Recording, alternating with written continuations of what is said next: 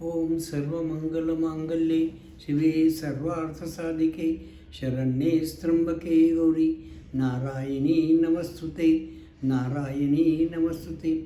बंधू भगिनींनो, गेले काही दिवस आपण गुरुचरित्र विषयक वेगवेगळ्या विषयातून गुरुचरित्राची परंपरा आणि गुरुचरित्रामधील भगवान नरसिंह सरस्वती आणि श्रीपाद श्री वल्लभदेव यांच्या चरित्राच्या आख्यान कथा आपण इथे ऐकत आहात, इथे सादर केल्या जात आहेत.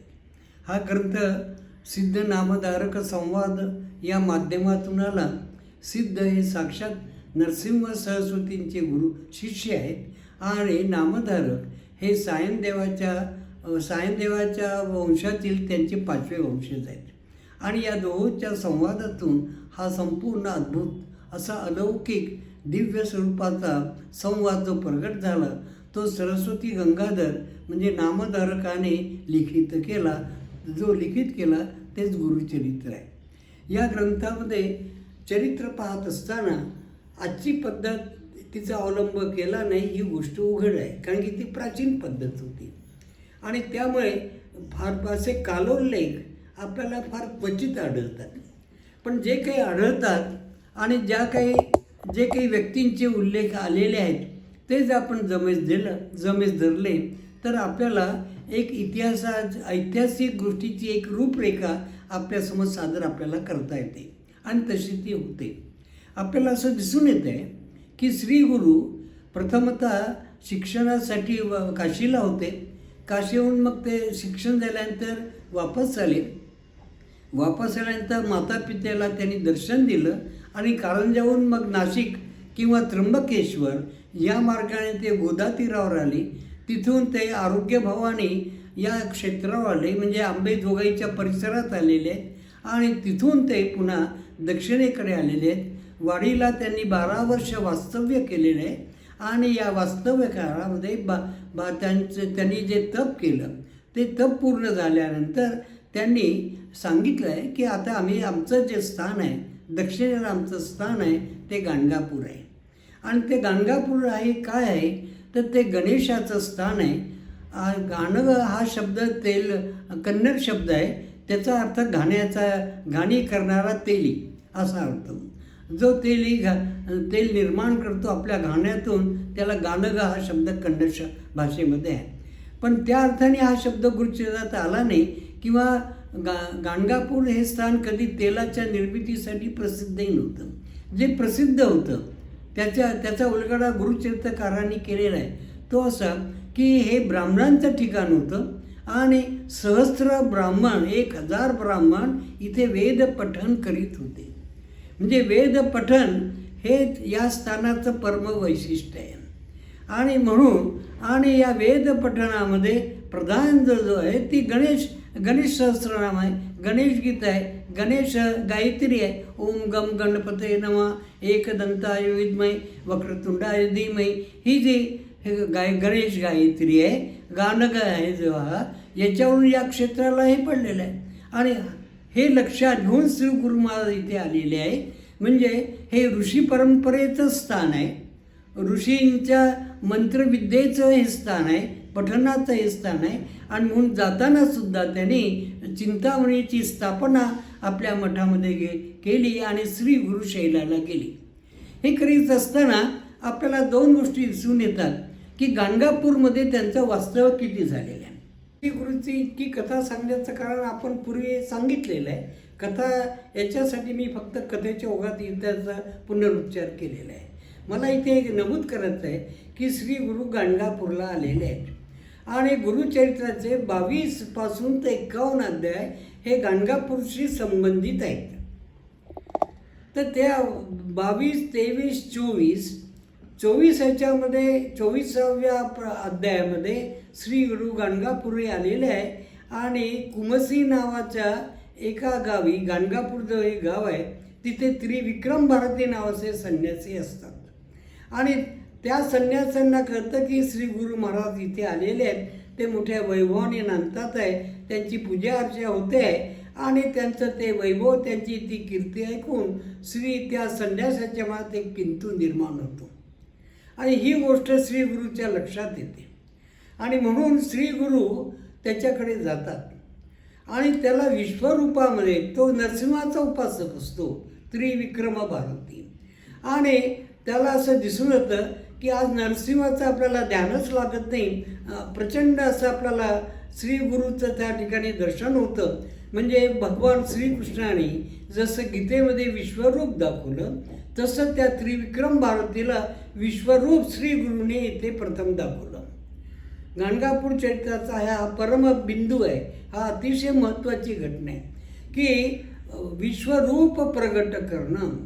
विश्वरूप प्रगट करणं हा परिपूर्ण परमात्माच करू शकतो, दुसरा कोणीही करू शकत नाही. आणि भगवान श्रीकृष्णाच्या अवतारानंतर विश्वरूप दर्शन देणारे आपल्या भक्ताला श्री गुरु एकमेव आहे हे आपल्याला गुरुचरित्रावनी कळतं.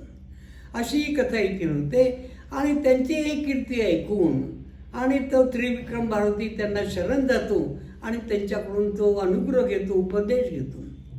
ही अशा तऱ्हेची घटना चालू असताना एक घटना घडलेली आहे. एक मजेदार प्रसंग घटना आहे की बिदरचा बादशाह आहे आणि तो बादशाह का ब्राह्मणांना काही बोलवतो आहे आणि तो म्हणतो की तुमचा यज्ञ असा आहे, तुम्ही असं करता, आम्ही तर यवन, आम्ही हिंसा करतो, तुम्ही आम्हाला नावं ठेवता आणि हिंसा तर तुम्ही एक यज्ञात तर तुम्ही पदोपदी हिंसा करतायत, हे कसं चालतं? बलिदान करताय, हे कसं चालतं? आणि म्हणून ब्राह्मणांना अडवण्यासाठी तो जो बादशाह आहे तो त्यांना तऱ्हेतऱ्हेची प्रलोभनं दाखवित आहे. आणि इथे आपण एका महत्त्वाच्या मुद्द्यावर आपण येत आहोत. आणि तो जो बादशाह आहे 25 अध्यायामध्ये ज्याने त्या ब्राह्मणांना बोलावलेलं आहे, तो ब्राह्मणांना बोलावतो आणि सांगतो की जा तुम्ही मारे वेदाची चर्चा करता, अमुक करता, पण त्याचा हेतू काही चांगला नसतो. गुरुचरित्राने सांगितलं आहे त्याचा किंतु कलुषित असतो आणि ब्राह्मणांना पान उतारा कसा करता येईल हा त्याचा हेतू असतो. तर तो म्हणतो जा तुम्ही.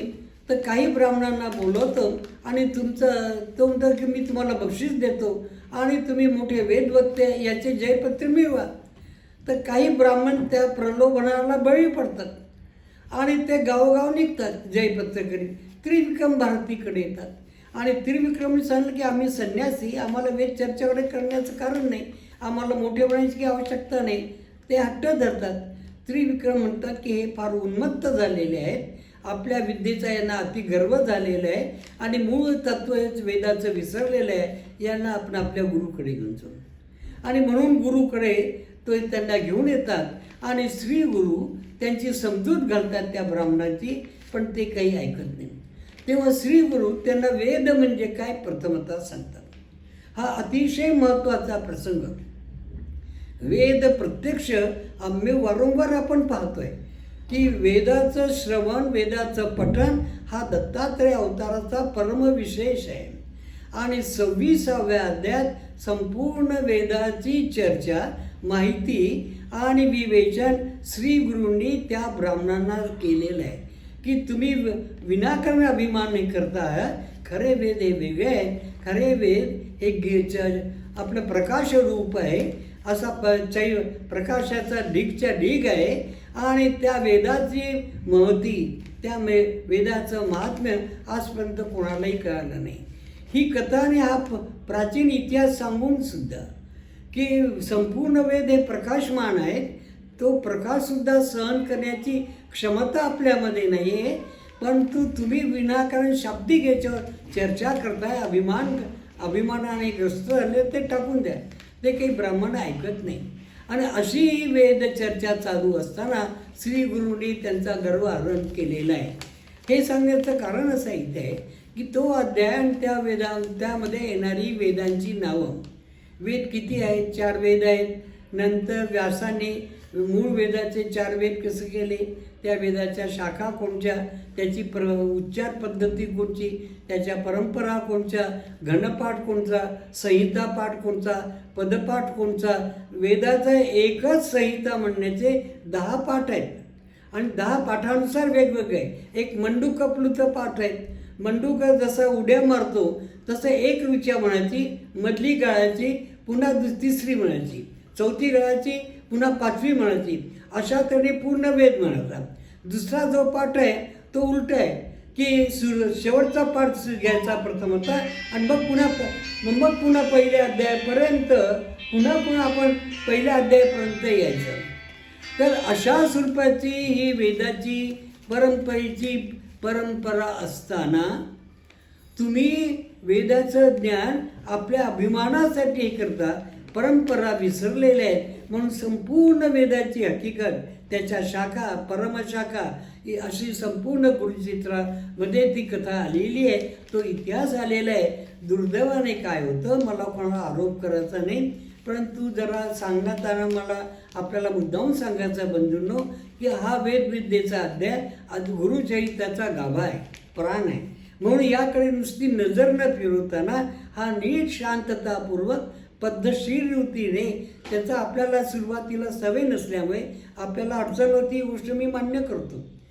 त्याचा उच्चार करताना आपल्याला अडचण येतात, ही गोष्ट शक्यता आहे. पण असं असून सुद्धा ती साक्षात परमेश्वराकडून आलेली ते बोल आहेत आणि म्हणून परमेश्वराकडून प्रगट झालेले हे वेदाची नावं, ही संख्या आपण लक्षात ठेवून त्याचं महत्त्व लक्षात घेऊन हा वेदाचा अध्याय याचं नीट शांततापूर्वक आपण पठण केलं पाहिजे असं आपल्याला दिसून येतो. गुरुचरित्रातला हा अतिशय गाभ्याचा मध्यवर्ती भाग आहे. आणि या निमित्ताने मग गुरुचरित्राच्या संदर्भात जो काही इतिहास आला आहे तो इतिहास मी आज जरा सांगण्याचा प्रयत्न करतो आहे. मगाशी मी आपल्याला सांगितलं की ज्या बादशाने त्या ब्राह्मणाला भडकवून दिलं आणि वेद पठणासाठी विक्रीसाठी काढायला लावले की चर्चा करण्याची विक्रीचं हे करणं अगदी, मी मोठा का तू मोठा हे सांगणं अगदी. तर त्या बादशाचं नाव आहे शहाबुद्दीन बहामनी. आणि हा बादशाह फेरोज बहामनीच्या नंतर राज्यावर आला.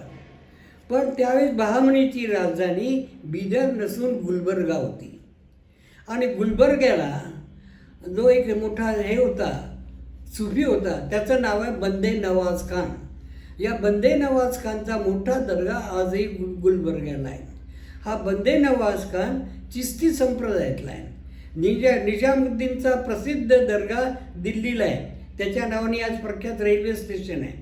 त्या निजामुद्दीनचा शिष्य नसरुद्दीन आणि त्या नसरुद्दीनचा शिष्य हा बंदे नवाज खान. हा याचा मोठा प्रभाव होता. याचा एवढा प्रभाव होता दक्षिणेवर, हा दक्षिणेमध्ये आलेला आहे. हा चिस्तीचे अनेक 27 प्रकार आहेत चिस्ती संप्रदायाचे. तर त्यापैकी चिस्ती शाखेतला हा एक आहे. आणि ज्या सुफींनी मुस्लिम धर्माचा प्रसार केला त्याच्यात चिस्ती आणि कादरी हे सुफींचे दोन संप्रदाय आहेत. तर हा चिस्ती संप्रदायाचा बंदे नवाज खान दक्षिणेत आल्यानंतर याचा मोठा प्रभाव होता. याचा दर्गा याला आहे, गुलबर्ग्याला आहे. आणि बहामणीचा नियम असा होता की बहामणीचा नवीन राजा राज्यावर आल्यानंतर त्याला मानाचं पहिलं पागोटं आणि त्याच्या हातात तलवार देणं म्हणजे तो राज्यावर बसला हे सिद्ध करण्यासाठी तिथे हा बंदे नवाज खान हजर असे. ही बहामणीची परंपरा होती. हा शके 1340 याला मरण पावला गुलबर्ग्याला. त्याचा भव्य दर्गा आजही त्या ठिकाणी आहे. या बंदे नवाज खानचा हा बादशाह बहामनी जो आहे, ज्याचं नाव मी शहाबुद्दीन सांगितलं आहे, हा परमशिष्य होता. आणि म्हणून बंदे नवाज खान हा गुलबर्ग्याला मरण पावलेला आहे. फेरोज खान आपल्याला त्रास देईल म्हणून फेरोज खान जो बादशाह होता त्याच्या विरोधात या शहाबुद्दीनने बंड केलं. त्या फिरोज खानला मारलं. 1-2 वर्ष तिथून राहिलं आणि त्याने नंतर आपलं स्थलांतर केलं, राजधानीचं स्थलांतर केलं ते शके 1342 आणि स्थलांतर केलं ते बिदरला केलं. म्हणजे बिदरला हे जे स्थलांतर केलं आणि आल्यानंतर त्यांनी ज्या ब्राह्मणांना बोलावून वेद पठण करायला सांगितलं आणि मग तिथून ते ब्राह्मण निघाले. त्रिविक्रमाची कथा ती आलेली आहे. या कथेवरून ही गोष्ट सिद्ध होते की ही गाणगापूरची घटना आहे. जो चर्चा झालेली आहे त्या श्री गुरु गाणगापूरला होते, त्रिविक्रम भारती कुमसीला होता, म्हणजे गाणगापूर परिसरातला तो भाग आहे. तर ही घटना वेद चर्चा झाल्यानंतर ते एक सांगतात आहे की शके 1344 श्री गुरु गाणगापूरमध्ये आहे. 3-4 वर्ष आपण अगोदर घेऊ, शक्य 1342. 1342 ते 1380 हा जो कालखंड आहे हा श्री गुरूच्या गाणगापूर वास्तव्याचा कालखंड आहे. आणि या कालखंडामध्ये हा पहिला बहामनी शहाबुद्दीन हा हिंदू धर्माच्या विरोधात आहे, पण याचा मुलगा जाफर खान आहे. आणि हा जाफर खान म्हणजेच पुढे राज्यावर आल्यानंतर त्यांनी अल्लाउद्दीन बहामनी दुसरा हा किताब घेतला, हे नाव धारण केलं. मुस्लिम रुलर्सचं नाव नेहमी एक वेगळं असते आणि राज्यारोहण केल्यानंतर ते वेगळ्या नावाने येत असत. औरंगजेब हा अलमगीर नावाने आलेला आहे आपल्याला माहीत आहे. हा सुद्धा असा आहे. हा जाफर खान आहे. आणि इथे आहे जे चाकण नावाचा जो किल्ला आहे पुण्याजवळ, याच्यामध्ये जे प्रख्यात यादवी युद्ध झाले बहामनी राज्यामध्ये, अफगाणी आणि भारतीय मुसलमान असे 2 तट होते. आणि त्याच्यामध्ये अफगाणी मुसलमानाची जी भीषण कत्तल हिंदी मुसलमानांनी केली ती चाकणवर केलेली आहे. त्यावेळेस हा जाफर खान तिथे किल्लेदार होता बादशाहतर्फे. आणि त्यानंतर तो बादशाह झालेला आहे. तो बादशाह झाला, शहाबुद्दीन मरण पावला शके 1356 म्हणजे 1356 हा त्याचा बादशाचा अल्लाउद्दीन बादशाचा कालखंड आहे राज्यारोहणाचा. 1356 ते 1380 या कालखंडात अल्लाउद्दीन बहामनी यांनी राज्य केलेलं आहे. तो अतिशय विलासी होता आणि कोकणच्या राजकन्येला त्यांनी पळवून आणलं होतं. शिंद्याची ती मुलगी होती आणि तिच्याशी त्यांनी विवाह केला. ती अतिशय सुंदर होती दिसायला अगदी, आणि अतिशय विलासी हा राजा होता आणि क्रूर होता. मुसलमानी राज्याचे जे विषय होते सुरुवातीला याच्यामध्ये होते. कालांतरी याच्या मांडीला फोड झाला आणि फोड झाल्यानंतर काही केल्यात तो काही बरा होईना. तेव्हा त्यांनी विचारलं की आम्ही काय करावं. पण या राज्याचा एक गुण होता, का कोणास ठाऊक, त्याला उत्तर काही नाही, पण त्याला उत्तर गुरुचरित्र करायला दिलेलं आहे. तर तो आपल्या दरबारातल्या मुल्ला मौलवींना म्हणतो की तुम्ही हिंदूंना का त्रास देता. अल्लाह जर सर्वत्र आहे तर तो मूर्तीमध्ये आहे, तो गायीमध्ये आहे. गोवध बंदी करण्याबद्दल तुम्ही का नाव हे करतात. अशा स्वरूपाचा तो चर्चा मुसलमान मुल्ला मौलवीशी करत असत. आणि जे मुल्ला मौलवी जे होते, प्रधान जे होते मुसलमान, ते या बंदे नवाज खानचे पुत्र आहेत आणि नातू आहेत. अशा त्या चर्चा त्याच्या दरबारात चालत असेल. त्याचा ध्वनी आणि प्रतिध्वनी श्री गुरु चरित्राच्या 50व्या अध्यायामध्ये सुरुवातीलाच आलेला आहे. आणि म्हणून आपल्याला दिसेल की गुरुचरित्रामधला हा जो बहामनीचा अल्लाउद्दीन बहामनी आहे की ज्याला गुरुचरित्रामध्ये आपला श्रीपाद श्री वल्लभांनी वर दिला होता की तू बिदर वंशात जन्माला येशील, तर तो हा मुसलमान बादशाह आहे. आणि त्याचा श्री गुरुच्या चरित्राची बरोबर सुसंगती जुळते आहे. या बादशाच्या मांडीला फोड झाला, त्या फोडाने तो फार त्रस्त झाला. काही केला त्या फोडाचे काही तो बराच होत नसे. तेव्हा ब्राह्मणाने सांगितलं की गाणगापुरी एक सत्पुरुष आहेत, ते नरसिंह सरस्वती त्यांचं नाव आहे, त्यांची कृपा झाली तर तुमचे दुखणं बरं होईल. म्हणून तो बादशाह सर्व सैन्य घेऊन तिथे आला, गाणगापूरला आलेला आहे. पण मुख्य वैशिष्ट्य असं की सैन्य सगळं बाजूला ठेवलं आणि श्री गुरुच्या दर्शनाला आला. आणि श्री गुरुंनी त्याला संगमावर दर्शन दिलं. त्यांची भेट होता. तो आला कसा, गुरुचरित्राने त्याचं मोठं ग्राफिक वर्णन केलं आहे. अनवाणी पायाने आलेला आहे. म्हणजे कोणताही बादशाह अनवाणी पायाने चालणं एका साधू पुरुषाचा ही एक मोठी अलौकिक घटना आहे. अनवाणी येतो. आणि भेट कुठे घेतली. श्री गुरुचं वास्तव्य असे संगमावर, पण भेट घेतली आहे याच्यावर पापविनाशी तीर्थावर. श्री गुरु अवताराचं एक विशेष असं आहे की नदीमधील पवित्र नदीमधील तीर्थाचं प्रगटीकरण हा श्री गुरु अवताराचा विशेष आहे. आणि म्हणून गाणगापूरची अष्टतीर्थ ही नरसिंह सरस्वतींनी प्रगट केलेली आहे. आपण जर तिथे गेलं तर साधा नदीचा प्रवाह दिसेल आपल्याला, पण तो साधा नदीचा प्रवाह नाही. त्या स्पॉटवर आपण गेलं तर ते कार्य पूर्ण करतं. त्या ठिकाणचं म्हणून एक पापविनाशी तीर्थ आहे, एक रुद्र तीर्थ आहे, एक मनोहर तीर्थ आहे. आणि संगमावर श्री गुरु होते. तर ते कुठे होते, कुठे बसत होते, असा प्रश्न आपल्याला निर्माण होईल. श्री गुरुचरित्र असं म्हणतात की ते नदी तीरावर शंकराच्या पिंडीच्या खाली जे स्थान तिथे आहे, तरी काही पत्ता लागत नाही. आपण आज जर गाणगापूरला गेलो तर खूप विचार केल्यानंतर ते असं म्हणतात आहे की मनोहर तीर्थ या त्या स्थळी श्री गुरु राहत असत, ते स्थान आहे म्हणजे संगमावरचं. आणि त्या तीर्थावरून ते पापविनाशी तीर्थावर श्री गुरु महाराज आले. पापविनाशी तीर्थावर का आले याचं कारण उघड आहे. बादशाची सर्व पूर्व पापं होती ती दूर करण्यासाठी. तत्पूर्वी त्याला सांगितलं होतं की बिदरला आम्ही येऊ, आम्ही पापविनाशी तीर्थावर थांबू. म्हणजे पापविनाशी तीर्थ हे बिदरला आहे, पापविनाशी तीर्थ हे गाणगापूरला आहे आणि पापविनाशी तीर्थ हे वाडीला आहे. 3च ठिकाणी आहे. बाकी हिंदुस्थानात कुठेही पापतीर्थ नाही. तर हे तिन्ही तीर्थ श्री नरसिंह सरस्वतींनी प्रगट केलेली आहे. आणि तीर्थ कशी असतात, तीर्थ युगानुयुग कोणतं काम करतात हे दत्तात्रय अवताराचं परमलक्षण आहे. आळंदीचे नरसिंह सरस्वती यांनी दुष्काळ पडला असताना अण्णासाहेबांना तहान लागली, तेव्हा त्यांच्यासाठी त्यांनी एक तीर्थ प्रगट केलं, जल निर्माण केलं आणि सांगितलं की हे तीर्थ पुढे भविष्यात प्रगट होणार आहे. पुन्हा ते तीर्थ गुप्त झालं. तर अशी तीर्थ प्रगट करण्याची प्रक्रिया म्हणजे तीर्थस्थान आहेत ती पाण्याची केवळ साठे नाहीत, ते प्रवाह नाहीत, ते पवित्र दैवी असे शक्तीने युक्त असणारे जलप्रवाह आहेत आणि ते मानवाच्या कल्याणासाठी आहे. हा संकेत गुरुचरित्र आपल्याला वारंवार देत आहे. तो 50व्या अध्यायात आला आहे. पापविनाशी तीर्थावर गुरु असताना तो बादशाहला आणि त्याला पाहताच गुरु महाराज काय म्हणतात आहे, आज जर आपल्याकडे एखादा मंत्री यायचा असेल किंवा एखादा मोठा पुढारी जर यायचा असेल, एखादा मोठा पाहुणा येत असेल तर आपली केवढी धांदल उडते. घरामध्ये आपण किती अरेंजमेंट करतो, कशा तऱ्हेने करतो आणि आपण आपलं घर कसं आहे त्या आलेल्या पाहुण्याला, मोठ्या पाहुण्याला कसं दिसेल, बरोबर की नाही, म्हणून आपण घर कसं सजवतो, कोणत्या पद्धतीने हे आपल्या सर्वांच्या परिचयाचं आहे.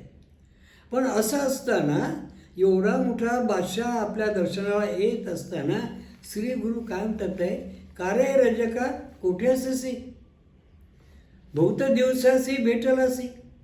अरे रजका तू कुठे होतास, बरेच दिवसांनी भेटून राहिला. आणि त्याने असं म्हटल्याबरोबर त्या बादशाला पूर्वजन्माची आठवण झाली आणि त्याला काय ज्ञान झालं की आपल्यासमोर श्रीपाद श्री वल्लभ आहे, ज्यांच्यासमोर आपण सेवा केली आणि त्यांनी आपल्याला वर दिलेलं आहे. म्हणजे ती अद्भुत अशी गोष्ट ही घटना घडली. श्री गुरु हसू लागले आणि पाहायला लागले. तो म्हणाला की मला फोट झालं, हे होत नाही, पहा म्हणे कुठे आहे, तर काहीच नव्हतं. त्याच्यामुळे तो विस्मयचकित झाला. पण इथे गुरुचरित्रकाराने एक फार मोठा संदेश सर्व साधकांना दिलेला आहे. तो कोणता की योगी पुरुष जे असतात, ईश्वरी जे पुरुष असतात, अवतारी पुरुष जे असतात, साधू संन्यासी जे उच्च अवस्थेचे जे असतात ते भूतकाळामध्ये त्याला भेद करणं म्हणतात, छेद करणं नाही. म्हणजे कालयोगाचा भेद करणं. आजचा वर्तमान असेल तर या वर्तमानाचा भेद करून भविष्यामध्ये प्रवेश करणं किंवा या वर्तमानाचा भेद करून भूतकाळामध्ये प्रवेश करणं. म्हणजे कालयोगाचं कालाचं सातत्य परंपरेने भूतकाळात कसं होतं, वर्तमान काळात कसं आहे, भविष्यात कसं आहे, ही योगाची प्रक्रिया आहे. आणि साधू पुरुषाजवळ ही किमया असते. किमया हा शब्द काही चांगला नाही, ही सिद्धी असते किंवा तोही शब्द चांगला नाही, ती त्यांची शक्ती असते. आणि म्हणून त्या याला रजकाला सुद्धा ज्ञान प्राप्ती झाली आणि वर्तमानातून तो भूतकाळात गेला. आणि भूतकाळात आपण कोण आहे म्हणजे कालभेद केला. कालभेद करणं हे शक्तितत्वाचं लक्षण आहे आणि श्री गुरु हे करतात आहे. अशी पदोपदी उदाहरणं आपल्याला दिसून येईल. म्हणून श्री गुरु वाचत असताना, चरित्र वाचत असताना केवळ त्या कथा नाही, तो केवळ आख्यायिका नाही किंवा काहीतरी दंतकथा इथे सांगण्यात आलेला आहे असाही तो प्रकार नाही. तर अध्यात्मविद्येचा, परंपरेचा, श्री वैभवाचा, भगवतीच्या वैभवाचा तो तो एक मोठा रम्य असा आविष्कार आहे. आणि त्याच्यापुढे मानव वेगवेगळ्या रूपात वेगवेगळ्या तऱ्हेने जातो. त्याला काळाचं बंधन राहत नाही, त्याला स्थलाचं बंधन असतं. स्थल काल बंधन रहित अशी साधकाची उच्च अवस्था श्री गुरुचरित्रामुळे प्रगट होते. ही या भाष्याच्या रूपाने इथे दिसते. त्याला पुन्हा भाष्याच्या रूपात असताना आपण रजग करत आहोत याची जाणीव झाली. पहिल्या अध्यायामध्ये किंवा दुसऱ्या अध्यायामध्ये हीच घटना घडलेली आहे. ते सिद्ध याला सांगतात आहे की आम्ही योगी आहोत आणि तिन्ही लोकात आम्ही भ्रमण करतो आहे. आम्हाला स्थळाचं बंधन नाही. तर देश काल यांचं बंधन नसून अखंड भ्रमण करणं ही अशा स्वरूपाची अद्भुत अलौकिक आध्यात्मिक शक्ती या श्री गुरुचरित्रात वारंवार दिसून येते. तिथे ती प्रकट झालेली आहे. अनेक साधू पुरुषांच्या जीवनात त्याचा आपल्याला प्रत्यय येतो. आपण त्यांना काहीतरी आपल्याला ते समजत नाही, आपण त्याला चमत्कार म्हणतो आणि चमत्कारातून मग आपण आपल्या कल्पना चालू लागतात. तर चमत्कार करणं आणि चमत्कारातून सांगणं हा गुरुचरित्राचा उद्देश नाही. तो संपूर्ण भगवतीच्या, जगदंबेच्या, परमेश्वराच्या, दत्तात्रय अवताराचा शक्तिविलास आहे. त्याचं ते रूप आहे. आणि अशा तऱ्हेने श्री गुरु महाराज त्या भाष्याला करतात आहे. त्याच्या नगरीमध्ये जात आहे. बिदरच्या भाषाच्या नगरीमध्ये, सुलतानाच्या नगरीमध्ये जाणारे श्री गुरु एकमेव संन्यासी आहेत. आणि त्यांनी सांगितलं की आम्ही येणार नाही. ते का अत्यंत नित्य धेनू हत्या होईल. तर या भाष्याने धेनू हत्येबद्दलचं पहिलं बंधन घातलं. हा पहिला सुलतान आहे हिंदुस्थानच्या इतिहासातला मुसलमान की ज्याने धेनू हत्या होऊ नये असं फरमान काढलेलं आहे. म्हणजे गायी गोवधाला बंधन हे अशा स्वरूपाचा हुकूम या भाष्याने काढलेला आहे. श्री गुरुचा तो परमशिष्य आहे आणि श्री गुरुची भेट घेतल्यानंतर तो विनंती करतोय की तुम्ही माझ्या नगराला या एकदा पहा. आणि ती भेट झाल्यानंतर तो इतिहास थोडासा इथे सांगायचा आहे. तो इतिहास काय की श्री गुरुची भेट घेतल्यानंतर हा बादशाह निघून गेला आणि श्री गुरु गाणगापूरला गेले. त्यावेळेस गोदावरीचा हे आला होता. 12 वर्ष झाल्यामुळे सिंहस्थ सुरू होतं. म्हणून सिंहस्थाहून श्री गुरु स्नान केलं आणि श्री गुरु गाणगापूरला आले. आणि गाणगापूरला आल्यानंतर मग ते शैलाला गेले. तर हा पिरियड कोणता आहे? बहुधान्य नाम संवत्सर माघ शुद्ध प्रतिपदा शुक्रवार या रोजी श्री गुरुने प्रयाण केलं, म्हणजे शैल यात्रा केली असं समजतो. परंतु 15व्या अध्यायाकडे जर आपण गेलो तर त्या श्री गुरु असं वचन देतात आहे आपल्या शिष्यांना, संन्यासी शिष्यांना सांगतात आहे की तुम्ही तीर्थयात्रा करा आणि आपली भेट बहुधान्य संवत्सरात होईल श्री शैलाला. म्हणजे श्री शैलाला श्री गुरु गेलेले आहेत. त्यावेळेस भेटीसाठी संन्यासी आलेले आहेत त्यांचे शिष्य. हा त्याचा सरळ सरळ अर्थ आहे. तेव्हा आपण बहुधान्य संवत्सर शैलाला जाणार आहोत ही गोष्ट श्री गुरुला सुरुवातीपासून माहिती आहे, प्रतीत आहे ती अगदी. तो त्यांच्या अवताराचा एक परमविशेष आहे. आणि म्हणून श्री गुरूंनी आम्ही श्री शैलाला जाऊन ही घटना सांगितलेली आहे. तर हा कालखंड कोणचा? तर हे जे संपूर्ण 12 वर्षाचा सिंहस्थ झाल्यानंतर हा जो कालखंड आहे तो शके 1379 ईश्वर नाम संवत्सरू. गुरुचरित्रात त्याचा उल्लेख आहे. ईश्वर नाम संवत्सरू आला बादशाह भेटीसी, राजा भेटीसी आलेला आहे. आणि 1380 म्हणजे पुढचं साल जे बहुधान्य संवत्सर. तर ही भेट चैत्र वैशाख किंवा ज्येष्ठ महिन्यात झालेली आहे ईश्वर संवत्सरात. आणि त्याच्यानंतर श्री गुरूंनी सिंहस्थ निमित्ताने गोदावरीची यात्रा केलेली आहे. मग गाणगापूर राहिलं आहे. म्हणजे ईश्वर संवत्सरातले काही मास 4 ते 5 महिने आणि बहुधान्य संवत्सरातले चैत्रापासून माघापर्यंत 11 महिने आहेत. या इतक्या याच्यामध्ये श्री गुरु गाणगापूरला नसून ते शैलाला आहेत आणि त्या ठिकाणी ही सगळी मंडळी आलेली आहेत. म्हणून गाणगापूरवरून श्री शैलाला प्रयाण हे भाद्रपद महिन्यात संपल्यानंतर एक आपला ईश्वर संवत्सर आश्विन प्रतिपदा जगदंबेचं नवरात्र आहे.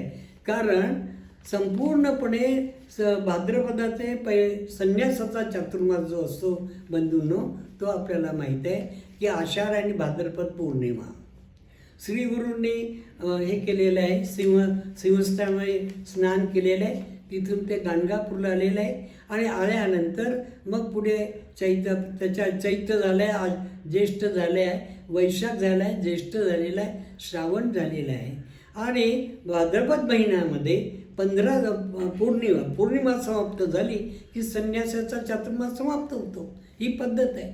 आणि मग पुढे 15 दिवस पितृपक्षाची असतात. पितृपक्षामध्ये कोणताही संन्यासी धर्मकार्य कधी करत नाही. म्हणून श्री गुरु यालाच आहेत, गाणगापूरलाच आहे. आणि अश्विनामध्ये जगदंबेचं नवरात्र आटोपलेलं आहे आणि दशमीला विजयादशमी किंवा आपलं अश्विन महिन्याची पौर्णिमा, कोजागिरी पौर्णिमा, या दरम्यान श्री गुरु केव्हा तरी गाणगापूरला आलेले आहेत आणि ते त्यावेळेस शैलाला आले. म्हणजे शैलयात्रा हे झाल्यानंतर हे जर आपण ही शक्यता जर घेतली की अश्विन शुद्ध पौर्णिमा, दशमी ते पौर्णिमा ही जर आपण घेतली तर अश्विनानंतर कार्तिक, मार्गशीर्ष, पौष, माघ, फाल्गुन हा ईश्वर वर्षाचे इतके महिने आहेत आणि त्याच्यानंतर पुन्हा बहुधान्य संवत्सराचे 11 महिने असे जवळजवळ 17-18 महिने श्री गुरु शैलावर आहेत. तिथे सर्व संन्यासी त्यांचे संन्यासी भेटीला आलेले आहेत आणि त्याच्यानंतर मग त्यांनी कर्दळीवनामध्ये प्रयाण केलेलं आहे. हा सगळा इतिहास याच्यावरून आपल्याला दिसतोय. आणि ही गोष्ट सांगत असताना याच गाणगापूरच्या वास्तव्यामध्ये सोमदेव नावाचा त्यांचा एक शिष्य आहे. त्याची पत्नी गंगा आहे, हे मागे मी आपल्याला सांगितलेलं आहे. ती वृद्ध झालेली आहे, तिला पुत्रकन्या नाही. श्री गुरुच्या आशीर्वादाने व्रतामुळे तिला कन्या होते. तिचं नाव सरस्वती आहे आणि तिला सांगतात की तुझा पती मोठा विद्वान होईल. आणि तसा तो झालेला आहे, दीक्षित म्हणून झालेला आहे. आणि त्याच्या भेटीला बादशाह आलेला आहे. तो विजयनगरचा सम्राट कृष्णदेव यादव भेटीला आलेला आहे आणि त्यावेळेस आपल्याला ही सगळी घटना दिसते. त्यावरून ती घटना आहे शके 1432. म्हणजे 1380ला श्री गुरु शैलाला गुप्त झालेले आहेत आणि 1432ला कृष्णदेव यादव ही सरस्वती वयाने मोठी झालेली आहे. हिचा पती मोठा दिग्गज असा पंडित म्हणून कीर्ती आहे आणि त्यावेळेस श्री गुरुची भेट झालेली आहे. आणि त्याच्यानंतर पुढच्या घटना आहेत हे सिद्ध आपल्याला सांगतात आहे. तर 1432 ही जी घटना आहे ती सिद्धाच्या काळातील आहे. आणि मग त्याच्यानंतर त्यांनी गुरुचरित्र सांगितलं वेगळ्या भाषेत. शके 1332 ते 1432 ते 1440 हा आजच्या गुरुचरित्राचा निर्मितीचा कालखंड आहे. आणि त्यावेळेस श्री गुरु हे शैलाला गेलेले आहेत. सिद्ध नामधारकाला गुरुचरित्र सांगतो आहे. आणि अशा तऱ्हेचा हा इतिहास मुसलमान बादशाहावर केलेली कृपा याचे साध आणि पडसाद या ठिकाणी आलेले आहेत. ते आपल्यासमोर सांगणं हा उद्देश होता. आपण ऐकून घेतलं, आपले आभार मानतो, आपल्या चरणी वंदन करतो. मी आपली रजा घेतो.